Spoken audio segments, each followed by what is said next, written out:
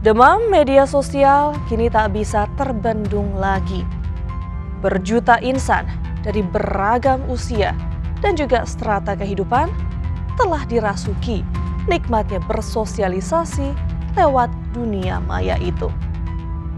Ya, melalui media sosial, segala bentuk informasi dengan mudahnya dan dengan cepatnya tersebar hingga ke penjuru dunia. Tanpa disadari, media sosial sedikit demi sedikit telah menggeser norma dan perilaku penggunanya yang tak jarang menimbulkan petaka bagi yang lainnya. Sebagai selebriti yang memiliki banyak penggemar dan juga menjadi sorotan, pasti menjadi sasaran empuk pengguna media sosial dan juga jejaring maya itu. Selain kalimat pujian yang dilontarkan kepada mereka, kata-kata dari pemikiran yang irasional pun dengan mudah singgah di akun milik sang pesohor tersebut. Ya, dampak media sosial kini patut diwaspadai karena akan membuat resah penggunanya. Dan sepatutnya sebagai panutan, para selebriti harus bijak dalam menggunakan akun jejaring sosial miliknya.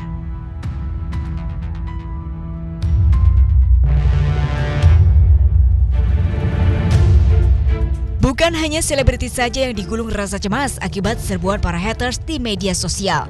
Hal itu bahkan jadi membuat masyarakat resah hingga pemangku kekuasaan.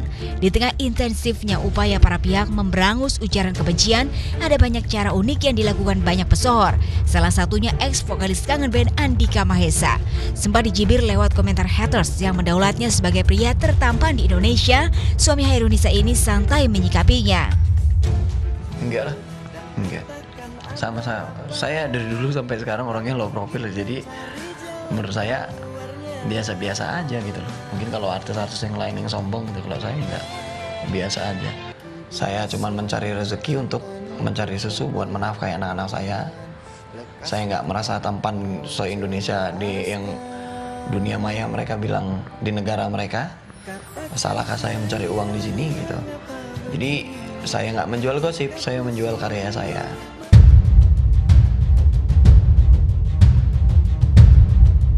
Gaya slow dan low profile Andika rupanya jurus tebar pesona.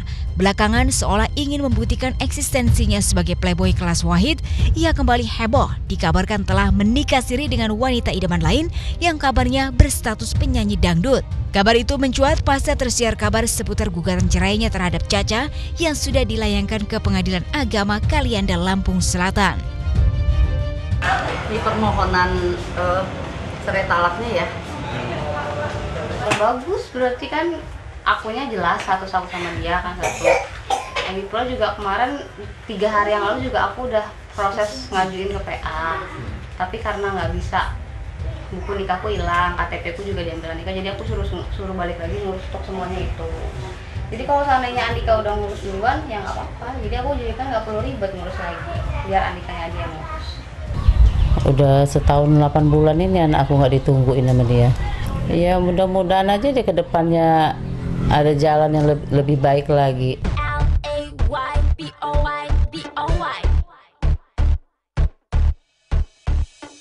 Dengan hadirnya wanita idaman lain setelah Caca, Andika pantas dinobatkan sebagai lelaki yang punya daya pikat dan pesona di mata wanita, meski terbilang memiliki wajah pas-pasan.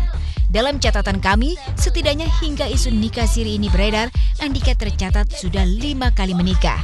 Tahun 2007 ia menikah dengan Ade Bunganiari. Namun dengan wanita yang semula ngefans pada kemerduan suaranya itu, rumah tangganya hanya bertahan kurang dari 3 tahun. Setelah di tahun 2010 ia kemudian bercerai. Tahun 2007 ia menikah dengan Ade Bunganiari. Namun dengan wanita yang semula ngefans pada kemerduan suaranya itu, rumah tangganya hanya bertahan kurang dari 3 tahun. Setelah di tahun 2010 ia kemudian bercerai. Lepas dari Ade Bunga, ia langsung tancap gas menikah siri dengan Anggi Aprilestari. Belum setahun dengan Anggi, ia lalu berpaling ke wanita lain bernama Nadine di tahun 2012. Setahun kemudian saat terpuruk karena narkoba, Andika kemudian menikah dengan Hairunisa alias Caca. Setelah hampir 4 tahun membangun maligai dengan Caca, kini ia dikabarkan telah menggugat cerai istri yang menemaninya di saat-saat terpuruk di penjara.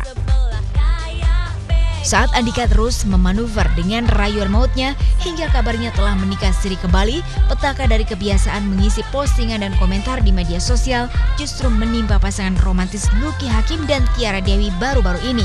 Beberapa hari lalu kepada tim kami secara mengejutkan, Lucky mengaku mantap menggugat cerai sang istri lantaran tak tahan dengan kebiasaan Tiara yang lebih aktif di media sosial ketimbang mengambil hati putra dan almarhumah ibundanya. Yang saya trauma adalah tentang media sosial. Mungkin nanti syarat jadi istri saya kali ya. Kalau kan mungkin saya juga masih ada sedikit kegantengan, masih laku dikit lah gitu. Mungkin kalau dulu kan duda keren, sekarang kan udah dupuk, duda lapuk gitu. Jadi kalau masih ada yang mau sama saya, ada syaratnya gitu, nggak pakai medsos gitu. Kalau saya juga medsos saya dimatiin hari ini juga nggak masalah, ntar sama-sama nggak pakai medsos lah. Jadi biar menghindari fitnah. Saya rasa lebih banyak mudorotnya lah daripada positifnya gitu. Kalau misalnya kita mau berdakwah ya dakwah yang lebih real aja.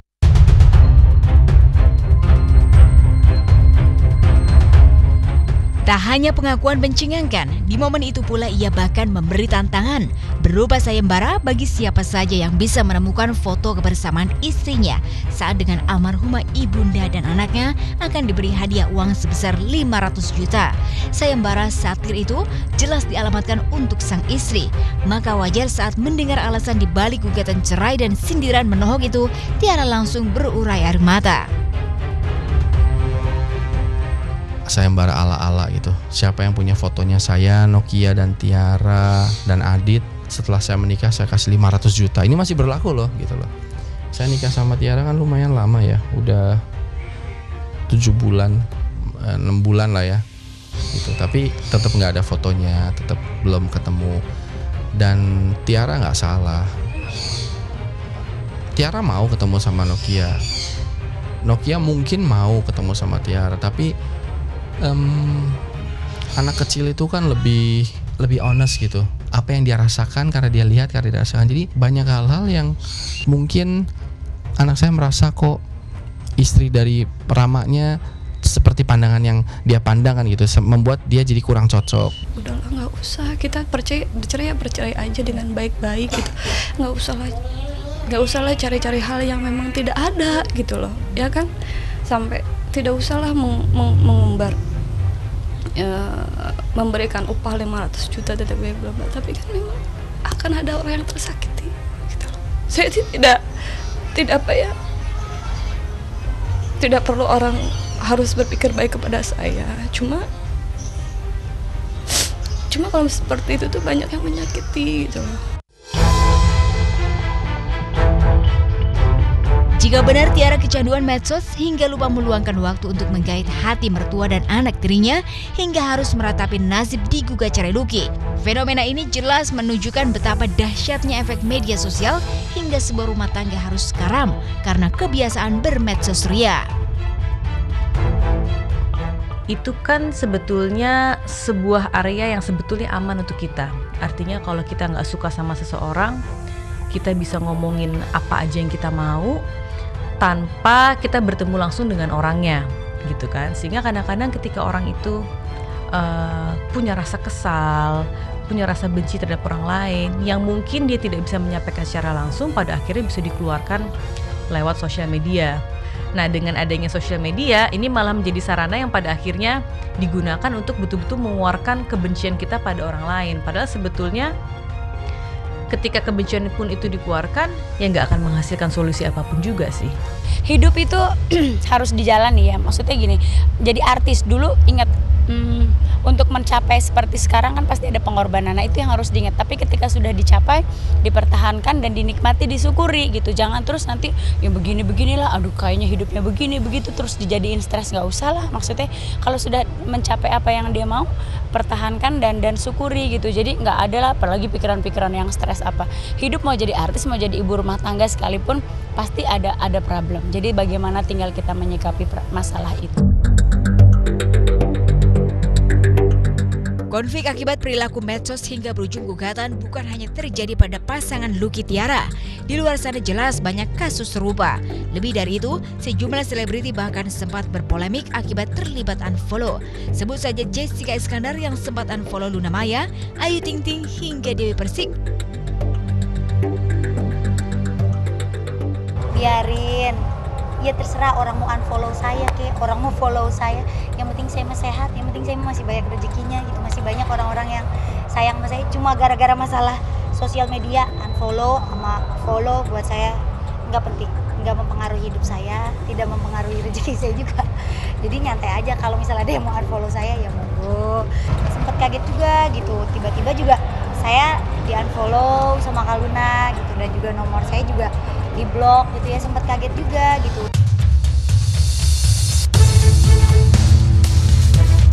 Indikasi lain jika medsos bisa merubah kebiasaan hingga memantik konflik memang nyaris dialami berbagai kalangan. Nyaris semua lapisan merasakan bagaimana dunia real itu sepi justru di tengah ramainya kanal-kanal berbagi. Ya, di tengah dunia maya yang centang perentang, meleburkan sekat dan batas, menepi dari hingar-bingar komentar memang sulit, bahkan akan sia-sia. Sebaliknya, meladeni komentar para haters mencari agar menemukan siapa pelaku bullying hanya bak memasuki sebuah labirin. Alih-alih menemukannya, yang terjadi malah tersasar ke dalam kubangan dendam yang tak pernah padam. Pada akhirnya para selebriti harus yakin jika pelan tapi pasti semua prasangka yang terlontar kelak akan berbalik membakar pelakunya.